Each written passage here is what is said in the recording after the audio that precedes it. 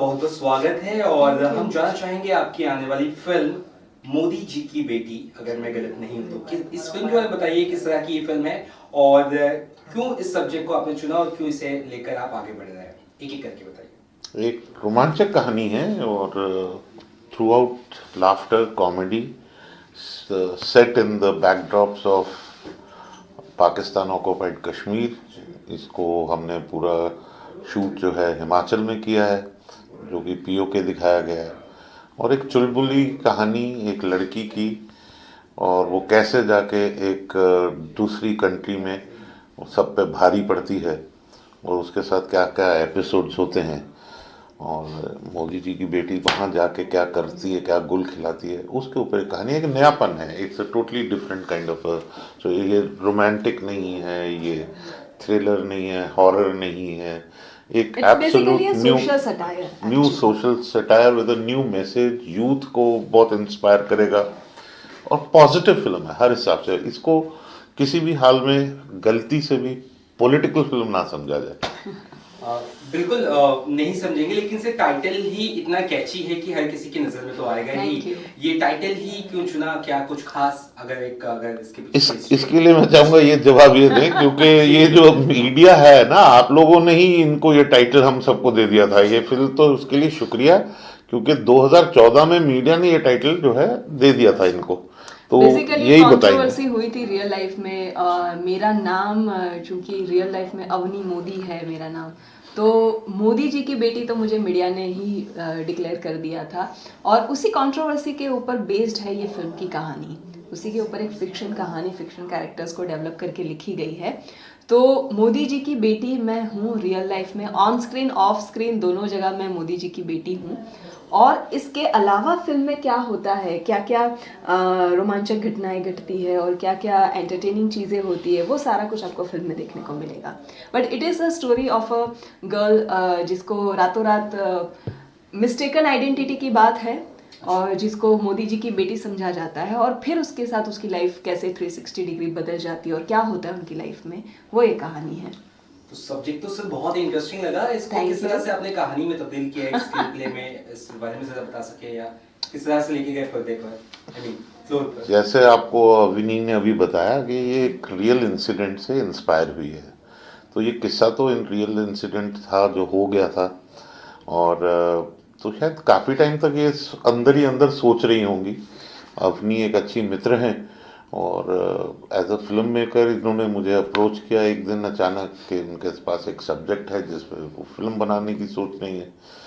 तो इन्होंने फिल्म का सब्जेक्ट जब सुनाया मुझे, तो वो इतना खूबसूरती से सुनाया गया था, और वो बस उसी वक्त instant love for that subject, so that was the way it was perceived by मी।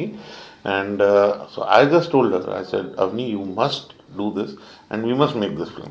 तो नेक्स्ट जो फेज आता है, जब कोई भी एक डायरेक्टर एक सिनॉप्सिस सुनता है, एक सब्जेक्ट सुनता है, तो राइटर की तलाश होती है। तो राइटर्स मैंने सोचा कि कुछ राइटर्स को, उन दिनों में मैं साउथ में था, साउथ के बहुत नामचीन राइटर्स ऊपर उभर रहे थे, तो मेरे को लगा क्यों ना उनसे लिखवाएं। तो हमने कुछ राइटर्स से सैम्पल्स लिखवाए, मज़ा नहीं आया। फिर कुछ राइटर्स बॉम्बे के हमने लिए, उनसे लिखवाए, मज़ा नहीं आया। और पता नहीं, कहीं ना कहीं मैं 100% कन्विंस था कि ये कहानी जिसने सोची है वो ही खुद अच्छा लिख सकती है, और हमारी राइटर भी यही हैं। तो इन्होंने इतनी खूबसूरती से वो लिखा है, इतने फ्रेशनेस से इस फिल्म के डायलॉग्स आते हैं। तो I think that is the brilliant writing and absolute freshness delivered by Avni. और अब बाकी तो कहानी जब देखेंगे तो वो अनफोल्ड होगी, तो आपको सबको एक नई चीज़ दिखेगी। That is what. आप कुछ बताइए। मैं थोड़ा सा ये जानना चाहूँगा, बड़ी खूबसूरत है, कुछ खूबसूरती उसमें दिखाया है, ग्लैमर इनका कुछ दिखाया गया, कॉमेडी है, थोड़ा सा। देखिए, फिल्म खुद ही अपने आप में एक खूबसूरत फिल्म है, ठीक है।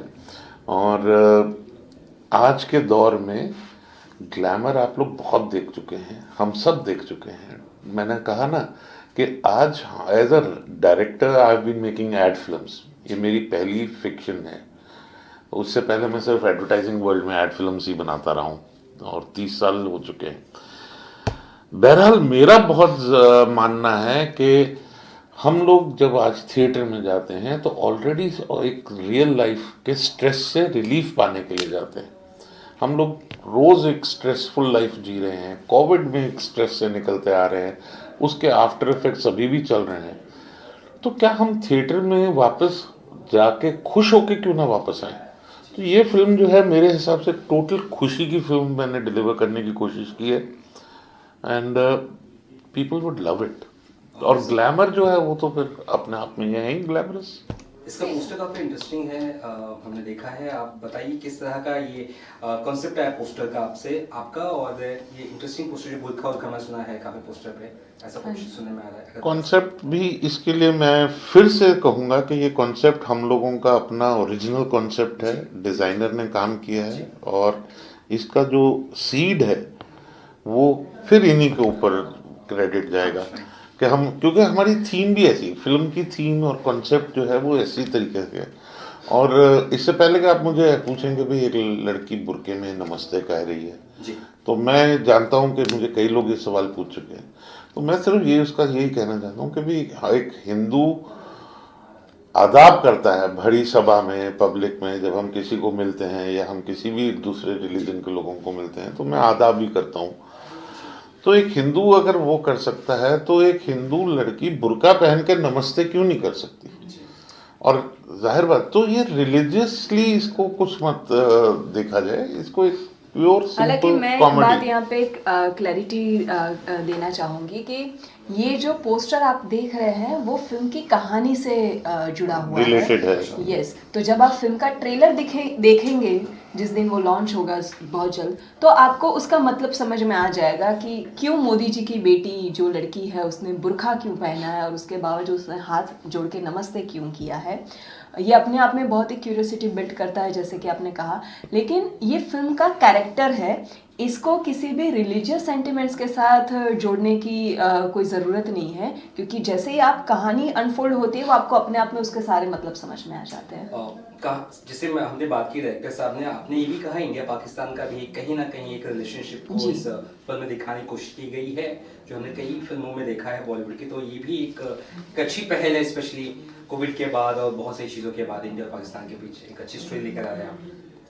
इंडिया पाकिस्तान के क्या बैकड्रॉप पे बहुत सारी फिल्में बनी हैं, लेकिन ये एक कहानी ऐसी है कि जिसके अंदर हर हिंदुस्तानी की अपनी आवाज़ है, जिसको रिप्रेजेंट कर रही है एक लड़की जो कि मोदी जी की बेटी है फिल्म के अंदर, और वो लड़की पाकिस्तान जाके पाकिस्तान को क्या जवाब देती है, जो पूरे हिंदुस्तान के बिहाफ पे वो मैसेज क्या देती है, और एक बहुत ही सटीक तरीके से एक जवाब वहाँ पे उनको एक मैसेज कन्वे किया जाता है कि ये अब न्यू इंडिया है, नया भारत है, आज का भारत है। तो यहाँ पे दोस्ती की आड़ में अभी तक जो आपने आतंकवाद को पनाह दी है, जो आपने जिहाद के नाम पे लोगों को गुमराह करने की कोशिश की है, ये सारी हरकतें अब पाकिस्तान को बंद करनी होगी। और अब वक्त आ चुका है कि अब आप असली दोस्ती के मतलब समझें, और इंडिया कैसा पाकिस्तान चाहता है या अगर हम हमारे पड़ोसियों के साथ कैसे रिलेशनशिप चाहते हैं, वो पूरे देश के बदले में पूरे देश को रिप्रेजेंट करके एक लड़की ने कहा है। तो अमित जी, ये भी सवाल उठता है, मधु भंडारकर से भी आपका एक जुड़ाव रहा है, आपने फिल्म इंडस्ट्री में काफी वक्त पहले ही कदम रखा है, तो किस तरह की जर्नी आपकी रही है? और अभी सर ने कहा राइटिंग भी आप कर रही है, तो ये क्या मल्टी फैसेटेड पर्सनालिटी नजर आ रही है अमित जी की? ये तो देखिए जर्नी उतनी स्मूथ नहीं रही जैसे मधुर जी की फिल्मों में भी देखा जाता है कि फिल्म इंडस्ट्री में बाहर से आके लोगों को कितनी स्ट्रगल करनी पड़ती है। तो मेरी लाइफ भी कहीं ना कहीं मधु भंडारकर की फिल्म के जैसी ही रही है, और बहुत उतार चढ़ाव के साथ यहाँ तक पहुँचे हैं। और राइटर जैसे आप कह रहे हैं, तो एज अ राइटर तो मैंने डिस्कवर किया है, मैं खुद को एक्सीडेंटल राइटर हमेशा मानती आई हूँ, क्योंकि मैंने कभी सोचा नहीं था मैं राइटिंग करूँगी, और सर ने मुझे पुश किया राइटिंग करने के लिए और बाकी सब लोगों ने सपोर्ट किया, तो मैं एक राइटर के तौर पे भी आज अब काम कर रही हूँ। बट और बहुत अच्छा काम करती है, बहुत मुझे गर्व है कि इनको मैंने पुश किया, और शायद वो टैलेंट इनके अंदर जो छुपा हुआ था कहीं पे, मे बी बहुत उभर के बाहर वो निकला। शायद मुझे भी नहीं पता था, लेकिन वो कहीं ना कहीं वो चीज़ थी जो अब निखर के बाहर आ रही है।